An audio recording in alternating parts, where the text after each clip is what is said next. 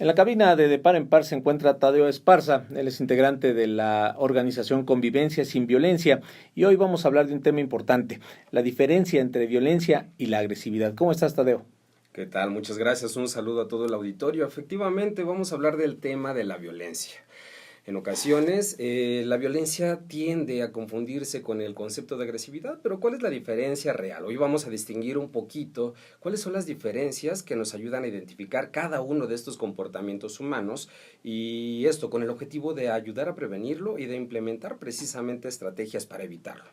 Actualmente, dentro de los síntomas que conforman el diagnóstico de las problemáticas de nuestra sociedad, que es verdaderamente grande, encontramos fenómenos tan diversos como el narcotráfico, la desigualdad económica, la sobrepoblación, la contaminación, los desastres naturales, como nos ha quedado bastante claro en los últimos días, y sin duda la violencia.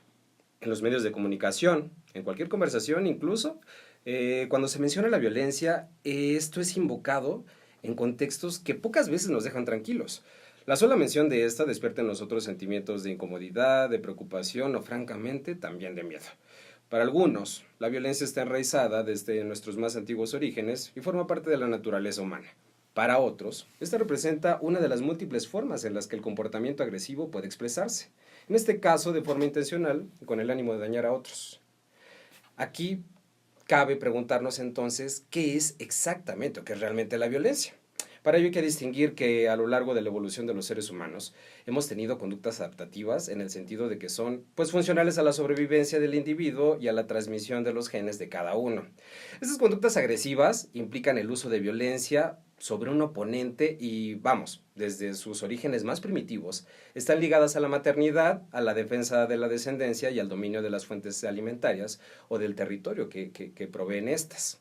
Por otro lado, y aquí es donde empezamos a distinguir, cuando hablamos de violencia, nos referimos a un comportamiento agresivo que está totalmente fuera de contexto, que aquí pierde su control inhibitorio y ha perdido, por lo tanto, también su función adaptativa. En otras palabras, cuando hablamos de violencia, hablamos de una forma desadaptativa de conducta agresiva. Okay. Tomando en cuenta lo anterior, podemos definir entonces a la violencia como el uso consciente e intencional de la agresividad para causar un daño, especialmente para dominar y controlar a alguien o imponer algo. Al respecto, las consecuencias que la violencia tiene en nuestra sociedad son bastante grandes. Según estudios de la Organización Mundial de la Salud, esta estima que anualmente 1,5 millones de personas mueren por violencia autoinfligida o interpersonal. Esto es de una persona a otra o hacia un grupo de personas en diferentes modalidades.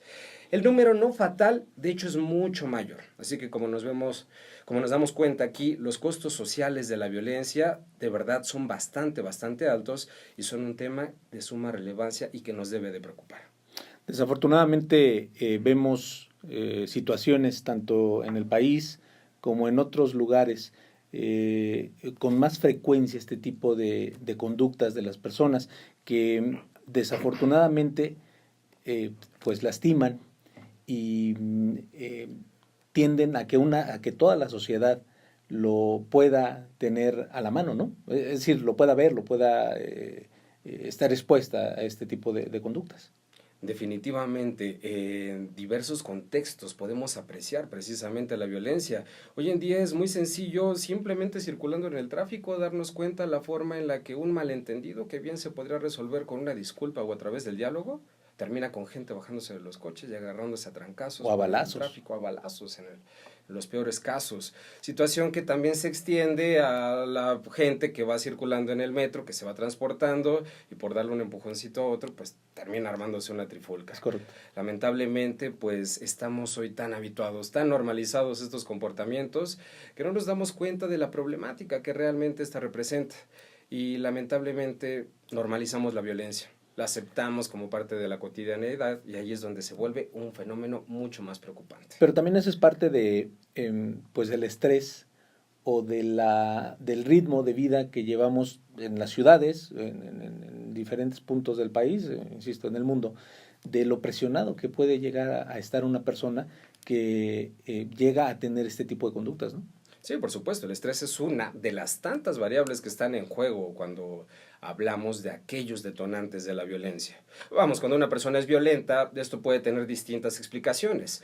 Desde que haya sido una persona que desde su infancia normalizó los comportamientos agresivos o violentos, vamos, que vivió en una situación de violencia intrafamiliar que se fue reforzando con el paso del tiempo y llegó a normalizarse como tal. En otras ocasiones, uno de los factores más relevantes para detonar la violencia es que una persona finalmente se estresa demasiado emocionalmente, pierde aquellas herramientas que le podrían ayudar a resolver las problemáticas a través del diálogo y finalmente termina recurriendo a estos comportamientos tan primitivos, como lo decíamos en un inicio. Se trata de aquella agresividad, en este caso con la intención de ganar, de dañar o finalmente de manipular a algo o a alguien. Tadeo Esparza, de Convivencia sin Violencia, muchas gracias por este comentario y vamos a tener una segunda parte con precisamente los tipos de violencia. Muchas gracias. Así es, los esperamos. Hasta luego.